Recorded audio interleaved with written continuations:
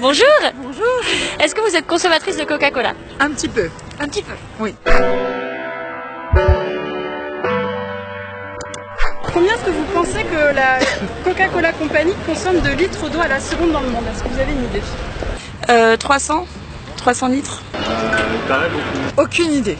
Je sais pas. 200 litres? En fait, Coca utilise 10 000 litres d'eau par seconde. Ça fait beaucoup, hein? Ah, c'est trop. Du coup, ça fait 300 milliards de litres d'eau par an. Donc c'est beaucoup. C'est beaucoup. Pour faire 1 litre de coca, il faut entre 1,5 litre et 6 litres d'eau. 6 litres pour un, c'est énorme. C'est énorme. C'est énorme, hein? C'est énorme.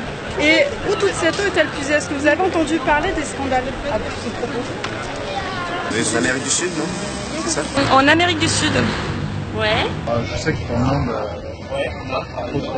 Je sais pas, en Afrique. Je sais pas. En Afrique, ouais. Déjà dans les nappes phréatiques, un peu dans le monde entier, mais surtout dans des pays en voie de développement comme au Mexique ou en Inde.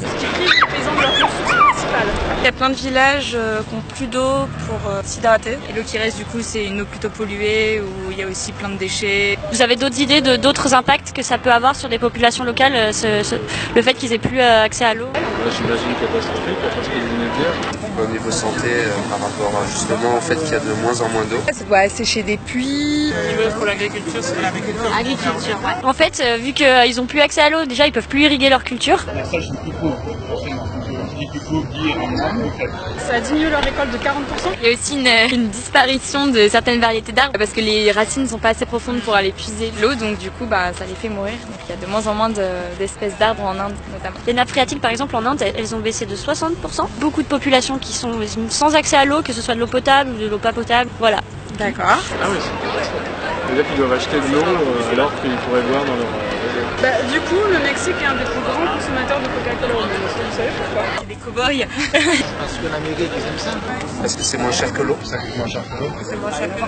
Because it's cheaper than buying the water. En fait, Coca-Cola, ils offrent des réfrigérateurs aux petits commerçants qui sont dans ces régions. Et du coup, il y a de l'eau aussi, mais c'est de l'eau qui appartient aussi à Coca et ils la vendent plus cher que le Coca. Du coup, les gens, forcément, ils achètent du Coca. Donc en fait, ils n'ont pas vraiment le choix. Les enfants sont obligés de boire du Coca, qui est la seule source potable.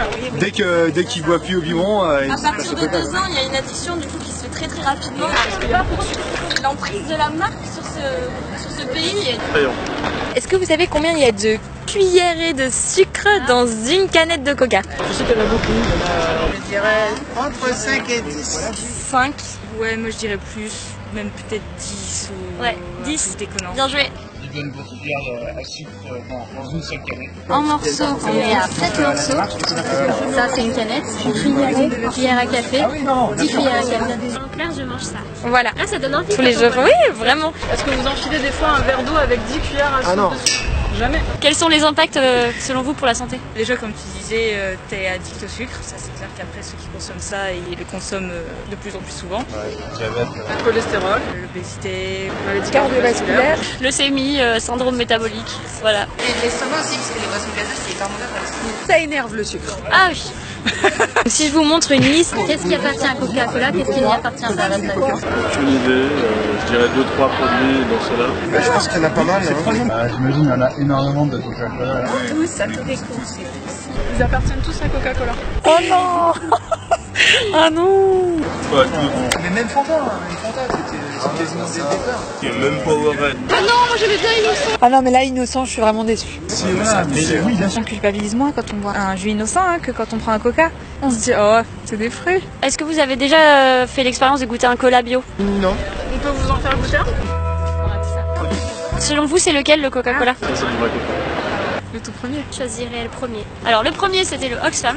Les deux sont du cola bio. Ah bon?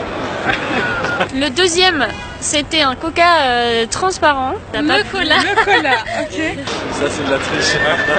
Vous préférez lequel là dans tous ceux que vous avez goûté? J'ai peur que ce soit le premier. Et très bonne alternative alors parce que du coup, c'est un Oxfam, voilà. Super, j'ai cru que c'était du vrai. Donc c'est trop un bien. bio et même équitable. D'accord. Ah bah celui-ci, Voilà. franchement, il est vraiment super bon. Il y a des alternatives qui existent et pourquoi pas consommer plus éthique. Il y a plein de marques en France qui sont accessibles, pas forcément plus chers et qui peuvent même être meilleurs pour la santé. Pour pouvoir avoir un impact sur la compagnie, pour qu'ils écoutent les consommateurs et qu'ils se disent ah ouais, bah là on a grave notre chiffre d'affaires qui a baissé et tout, bah faut boycotter tous les produits Coca-Cola. Il faut juste que je me rappelle de tous les produits.